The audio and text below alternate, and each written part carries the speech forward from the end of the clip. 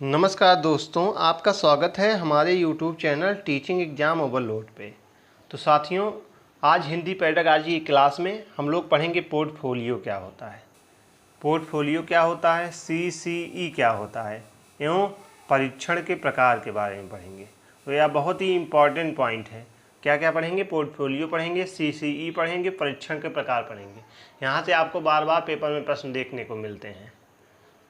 तो आज के सेशन को स्टार्ट करने के पहले एक छोटी सी रिक्वेस्ट है, चैनल को लाइक कीजिए, सब्सक्राइब कीजिए, ज़्यादा से ज़्यादा शेयर कीजिए तथा क्लासेज की नोट्स और PDF प्राप्त करना चाहते हैं, डिस्क्रिप्शन बॉक्स में टेलीग्राम का लिंक दिया हूँ, आप लोग उससे जुड़ जाइए। वहीं पे क्लासेज की नोट्स PDF सब प्रोवाइड की जाती हैं। तो बिना किसी देरी के चलिए हम लोग सेशन को स्टार्ट करते हैं। पोर्टफोलियो क्या होता है? तो पोर्टफोलियो एक प्रकार की फाइल होती है जिसमें किसी बच्चे की एक निश्चित अवधि में किए गए कामों का संग्रह या कलेक्शन होता है। तो पोर्टफोलियो एक प्रकार की फाइल होती है जिसमें किसी बच्चे के एक निश्चित अवधि में किए गए कामों का संग्रह कलेक्शन होता है। इसी को हम लोग पोर्टफोलियो कहते हैं। इसमें बच्चे की उपलब्धियों, प्रगतियों, कमियों को भी रखा जाता है। इसमें बच्चों की उपलब्धियों, प्रगति और कमियों को भी रखा जाता है। वहीं पोर्टफोलियो से बच्चे की महत्वपूर्ण जानकारी मिलती है। तो पोर्टफोलियो से बच्चों की महत्वपूर्ण जानकारियाँ मिलती हैं, जैसे व्यक्तिगत हो गई चाहे वह जानकारी, चाहे वह पारिवारिक, शैक्षणिक या शैक्षणिक जानकारी हो गई, सांस्कृतिक एवं सामाजिक जानकारी आदि। तो पोर्टफोलियो से हमें बच्चे की महत्वपूर्ण जानकारियाँ मिलती हैं, जैसे कि वह जानकारी व्यक्तिगत जानकारी हो गई, पारिवारिक या शैक्षणिक जानकारी हो गई, शैक्षणिक जानकारी हो गई, सांस्कृतिक या सामाजिक जानकारी आदि सब पोर्टफोलियो के द्वारा हमें बच्चों की जानकारियाँ मिलती हैं।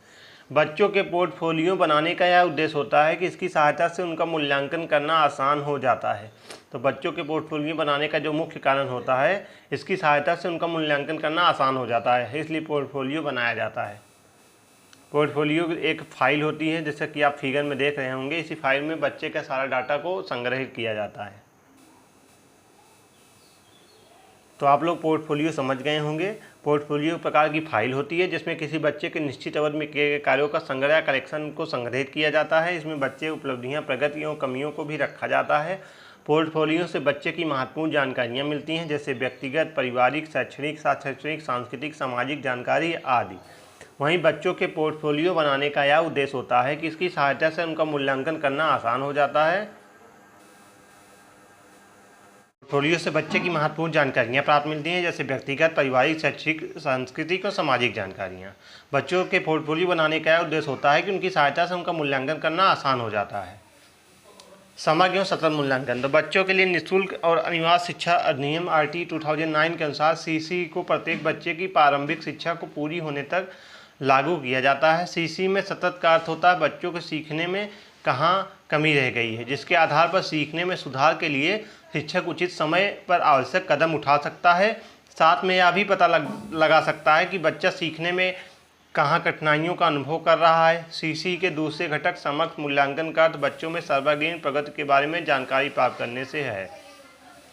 तो CC का जो फुल फॉर्म होता है समग्र सतत मूल्यांकन, यानी बच्चों की निःशुल्क और अनिवार्य शिक्षा अधिनियम RT 2009 के अनुसार CCE को प्रत्येक बच्चे की प्रारंभिक शिक्षा पूरी होने तक लागू किया गया।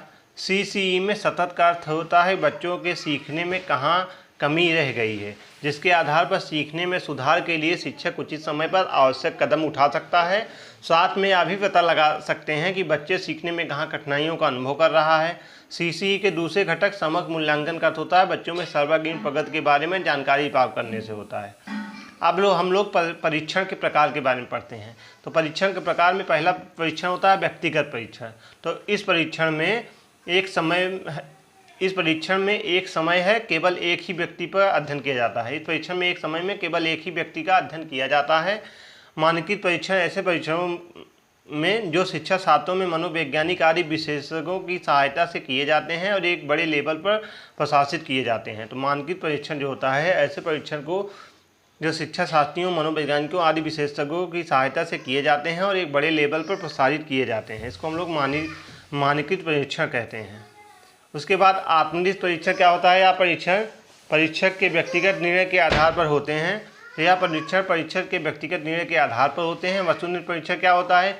यदि एक परीक्षण पर किसी परीक्षार्थियों को अलग अलग परीक्षकों द्वारा एक जैसे अंक प्रदान किए जाएं तो वह परीक्षण वस्तुनिष्ठ कहलाता है। तो यानी यदि एक परीक्षण पर किसी परीक्षार्थियों को अलग अलग परीक्षकों द्वारा एक जैसा अंक प्रदान किया जाए तो वह परीक्षण जो होगा वस्तुनिष्ठ कहलाता है। निपुणता परीक्षण क्या होता है? तो इस परीक्षण के द्वारा किसी विशिष्ट काम के संबंध में बच्चों की उपलब्धियों का मापन किया जाता है। तो इस परीक्षण के द्वारा किसी विशिष्ट काम के संबंध में बच्चों की उपलब्धियों का मापन किया जाता है। इसी को हम लोग परीक्षण के प्रकार कहते हैं। तो व्यक्तिगत परीक्षण क्या होता है? इस परीक्षण में एक समय में केवल एक ही व्यक्ति का अध्ययन किया जाता है। मानकीय परीक्षण क्या होता है? ऐसे परीक्षण जो शिक्षा शास्त्रियों, मनोवैज्ञानिकों आदि विशेषज्ञों की सहायता से किए जाते हैं और एक बड़े लेवल पर प्रसारित किए जाते हैं।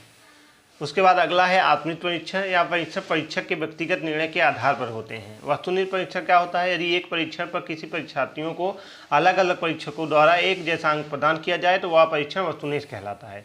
निपुणता परीक्षण क्या होता है? इस परीक्षण के द्वारा किसी विशिष्ट काम के संबंध में बच्चों की उपलब्धियों का मापन किया जाता है। इसको हम लोग निपुणता परीक्षण कहते हैं। उपचारात्मक शिक्षण क्या होता है? उपचारात्मक शिक्षण निर्णयात्मक परीक्षण के बाद आता है, क्योंकि नैदानिक परीक्षण के द्वारा पहले छात्रों की अधिगम में होने वाली कठिनाइयों की जानकारी प्राप्त की जाती है। उसके बाद उपचारात्मक शिक्षण के द्वारा उन्हें दूर करने का प्रयास किया जाता है।